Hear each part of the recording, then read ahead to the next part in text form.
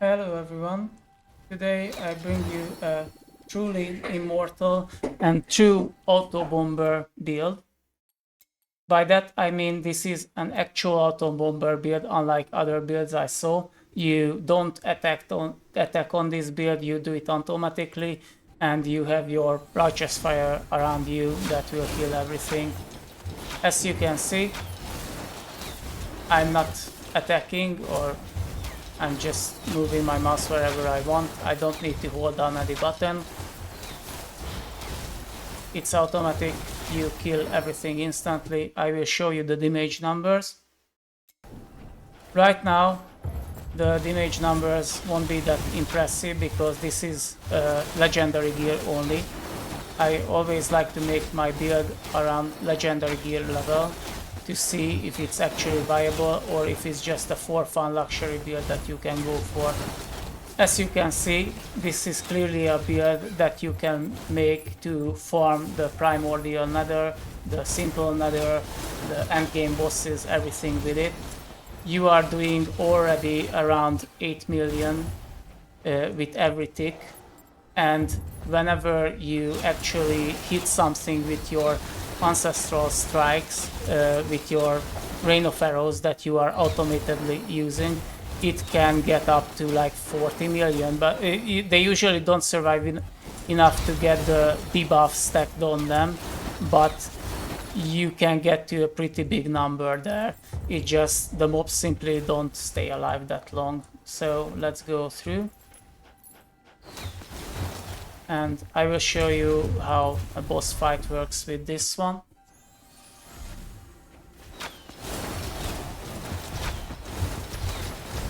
Again, this is walking simulator. You don't care about being hit, you don't care about pretty much anything that happens to you. You just dodge everything, and if you don't dodge something, then you still have your shield, and 75 shield means that you are pretty much immortal. We have now the one thing that we want to avoid, which is burning, and as you can see, even with burning, we still stay at a very high shield number. I know it looks funny, but 55 shield is actually huge on this build. It means that 67 means 67 shield hit will be negated to 1 damage because of our Reaper. So because we are using evasion and because we are using the shroud that give us 100% evasion almost all the time, this means that every 10 seconds or so we will get hit once, and that will be negated by the shield. So there isn't really any scenario where this a thing can happen where you actually die here. And even if we don't have our shield, we still have our belt to provide us some mitigation. So we are not instantly dead if we lose our shield. And now we go to the boss, and let's check with the boss what we can do. Again, I'm not using any auto attacks. I can, and it would increase the damage. As you can see, I'm just spamming now rain of arrows. And around 20 million you can get every hit with your rain of arrows, and this is just on legendary level, so this is already more than good enough to get whatever you want from this game. This is the hardest content that you actually need to farm, and you can already do it. So this was the showcase. Let's see how this build actually functions. I wanted to build around, there are two Reapers, there is a shadow version of this, and that build is actually really nice. You just really need a full nether gear for it to work. If you have full nether gear that you can craft with the correct stats, then that build is also very fun, and it performs almost the same level on that gear level. But for legendary, we want to use the primordial bow of flight. And as you can see, this gives us an increased aura effect, a really good number, and even better, an aura increase effect multiplier. What this means is if we are stacking aura effect, then we can get to 600% increased aura effect, which is super great. We can use it to scale our damage and our defenses. The rest of the part is also good. We equip Judge of Light, which is very nice for our Rain of Arrows. And we get our emotional support blorbs that don't really do much. They're just there to hype us up. So go them. It's really nice to have them. Fun people all around. And the primordial version is our defense. Whenever you receive damage, if you have shield, the damage is reduced to 1. So this means if you have 50 shield, that's 50 individual hit that you can negate. The bad part is that the shield values are 1, so you need to pick up shields. Every time you pick up a shield, you only get 1 shield back, which is good because you still get like 100 or so shield on yourself, so you are immortal. And even better, the shield stop degenning when you have Judge of Light active. This is why we always want this to be active, because then we will have 100 shield and it will never degen. You can go around and take the hits. So, because of the aura increase, we want to stack as much aura as we can. So we get it on gear, we get it on Ancestral, Legacy, and there is 2 auras that are slightly bugged, these 2, and they sometimes deactivate. I'm not sure exactly when, but they sometimes deactivate, and you have to manually put them on again. Okay, let's go through the rest of how we can build around this. What we do is our main image is Burning Rage, and as you can see, just the default number that's written here is nice. It's a good number to have. And the yard radius, this almost 4, means half the screen, around this much. So this is your range where every second you will do around 7 million damage to everything that's there. The only thing that withstands you for a meaningful amount of time is the mobs that have this armor where you need to hit them like 5 times before they take damage. And to compensate that, and also because we have a really good aura with it, we have Feren's Barrage Shot, which means we have 100% chance to trigger Rain of Arrows on a random nearby enemy every second. So this is why I mean that this is a true auto bomber, because you don't actually need to use this skill. I don't use it when I run around because your movement speed will be just slower and your damage output is already way too high, so you don't need this to use your actual skill when spamming it. Okay, moving on. Our light setup is that we automatically have Judge of Light, so we don't need to go for it. And this means that we can get everything that we want from here, which is an aura that gives us increased elemental damage, and this gets increased by our 600% aura increase. So this gives us 3 times boost for our elemental damage. And this gives us 20% elemental damage for every active aura, which we have 6 of. You don't need to put them on your bar to count as active. So Celestial Decree, Ultrasound Wave, Feren's Barrage, these are all active auras that we currently have on. And we want to have our secondary skill to be light imbued, so we get this. And we also want to generate shield globes, not just with this, but with Ancestral Strike. And whenever we just pick up the shield globes, that will be our defense. This is a very nice mana on hit, life on hit that we can use. It's handy to have. And this is a very good skill to have because whenever you feel like, oh, my shield is a bit low, you just put this down and you will suck in like 4 or 5 extra shield and you will be immortal again. The only thing that does meaningful damage to your shield is damage over time effect, which is burning. So if you get the burning effect on yourself, it will take away around 10 shield from you. And that's the biggest type of hit that you can actually take. All the rest will be just 1. Okay, so how can we increase these types of damages even further? Well, Rain of Arrows can become an elemental skill, so it combines very well with Burning Rage because it's also elemental now and gets an increased multiplier. Because the automated skill version only shoots 1 barrage, that means that these two doesn't work, but this does. So if we get extra arrows, then this will apply here. And we can get extra arrows with Drunken Master. The other version where if you shoot a single arrow, you will shoot 8 doesn't apply because it doesn't count as an additional projectile. It's an effect that you have.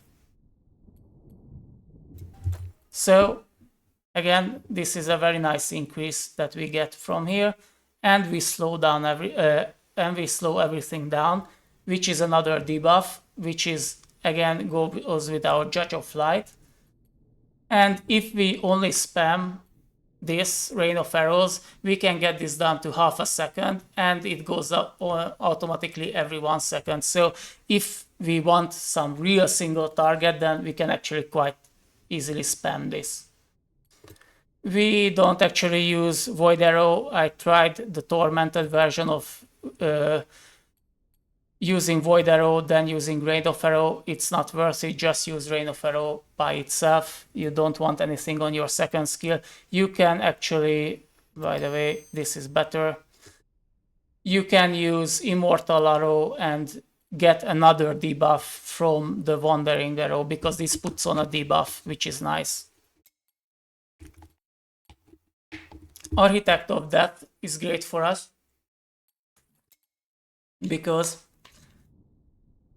this is just a bit of extra gold, fine, not that huge, but this is a multiplier for your area increase. So this is a 35% multiplier. This is huge. This doesn't matter. And you have 25% multiplier on elemental damage. Again, great. And this is also useful because, again, damage over time and on ground elemental damage is the only thing that actually can kill you. So if you are at the end of the boss and your shield is gone and you still have a dot ticking on you, this will negate a huge chunk of that elemental damage over time that you can have on yourself, and you will most likely, combined with this, survive that encounter and with your regen and everything. Okay, moving on. This doesn't matter. I never use my turrets, so maybe you can put it here. You don't use this. You also don't use this. This entire row is just a nil. And you get life leech. Nice. These were the skills. I already showed you the Ancestral Legacy, but once again, this is the setup that you want to have. And you want to put some extra into these because you get elemental damage if you put points on places that you don't actually use. For example, you can put like 10 points here and you will see that our granted elemental damage goes up even higher. If you put like half of it through, so if you put like 10 million into this, you will get like 3,000 and that's good enough. I don't think you should bother for this rest of the 2,000 because this can go to 4,000, but it's just, I can put it on. It just what's the point of spending half an hour putting this on just to get another 100 elemental damage. Okay. So for our attributes, We want to get critical strike, we want to get ancestral strike, and we want to get the aura increased effect here, which is huge. Again, a multiplier that we are using. This we actually don't want, but whatever, it's there. And we want to max out our willpower to get more damage from this. If we are doing ancestral strike damage with secondary, which is the Rain of Arrows, we will get 32% elemental damage extra for 12 seconds. Great. We are getting elemental penetration and some ancestral damage that doesn't apply for us actually, so this doesn't matter. The rest are just good to have things, but this increased size is again a multiplier that we want, and we want movement speed. So this is the setup. And now let's go through the gear and how it works together. You want to use the critical strike damage ultimatum here, because this way we can spend a lot more extra other things on our gear and we will still have a decent amount of critical damage multiplier, especially with using this rune.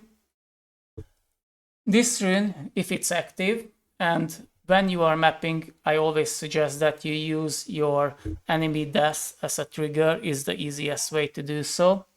If you are on a boss that requires single target, you can change this to your mana version, or if you want to spam your support skill, you can change it to the support skill, or probably the Ancestral Strike will be the fastest out of this. You can change whichever you want to. I think the Ancestral Strike would be the best. But by default, this is what you want.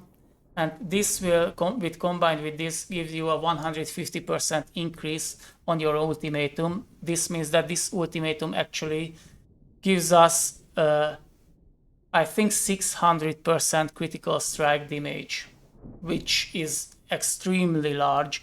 You can only reach that with nether gear spamming critical strike damage multiplier pure effects. I don't think you should spend your pure stats on it, so this is a much better version to reach that critical damage. So we get a movement speed multiplier from here, and we are getting our auras. Again, the only reason we want these, the damage they do are negligible, but the thing that's good about them is that they each give 20% extra on our elemental damage. This again is the Ferrous Barrage that we really want. This is a must-have. And this bat actually keeps us alive in the very beginning when we don't have any shield. In the beginning, if you are afraid to getting one shot, just put down this and you will suck in all the shield that you will generate in the very beginning. Once you have like 2 shields, then you are immortal and you can go on your merry way. Again, the Broken Shroud of the Unseen, this 100% dodge is absolutely ridiculous. This just extra evasion that we want, especially when we are on legendary gear and we don't have enough. On a proper nether gear, you will have around 80-90k, and you will have already like 90-something% chance to dodge by itself. This will be in the end a 30% multiplier for our third ancestral effect, which will be Burning Rage. So this is a 30% damage increase. And by doing ancestral strikes, which we do quite a lot, we get this up to at best 20, and this will be a 100% increase for our Burning Rage, because that's an indirect effect. So this doubles the damage again. This is a nice multiplier for Rain of Arrows. And I think we went through the gear except for the hand. This is very good because this means that we can get Ancestral Strike chance to use as a multiplier for our critical strike.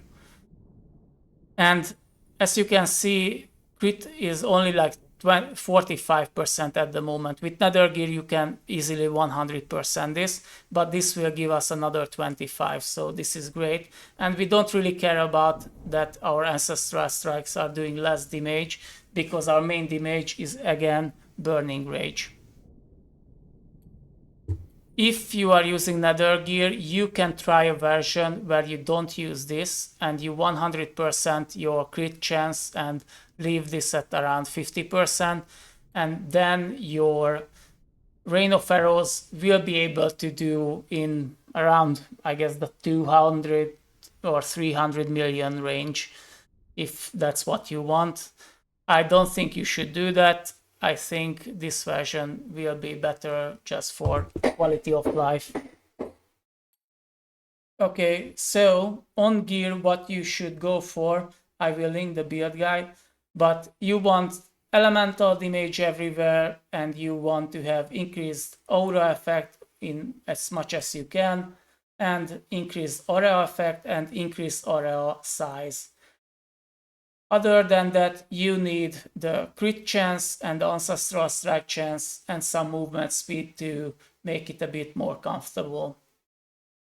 And I don't know why I have retaliation on this one. That's a weird one. I will change that retaliation to something a bit more meaningful, because I think that was a mistake I did. Almost certain. And I will change the all damage reduction because I use that on another build. This should be evasion, and the magic stat should be probably elemental damage or something like that, or increased aura effect. Crit chance maybe, if I don't have it. Yep. So this will be rerolled a bit, but other than that, everything else is how you should use this. And I hope you enjoyed this build. This is truly an immortal auto bomber build, and not a fake one where you actually need to attack. You don't attack, you just run around. So hope you enjoyed this. Bye.